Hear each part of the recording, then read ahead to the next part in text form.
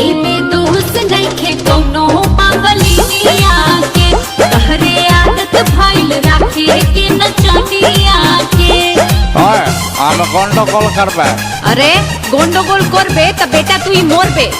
अरे बेटा कहत रे। हाँ त का तू ही खाली आबो जाबो जानेला।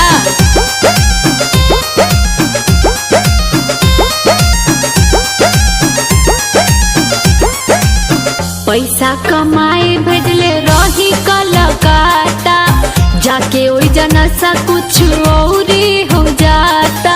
अपन रहन सुधार ला ना त एक छलेटा सेल में जाबी तू जेल में। पैसा कमाए भेजले रही कलकत्ता, जाके उहानी सा कुछ औरी हो जाता।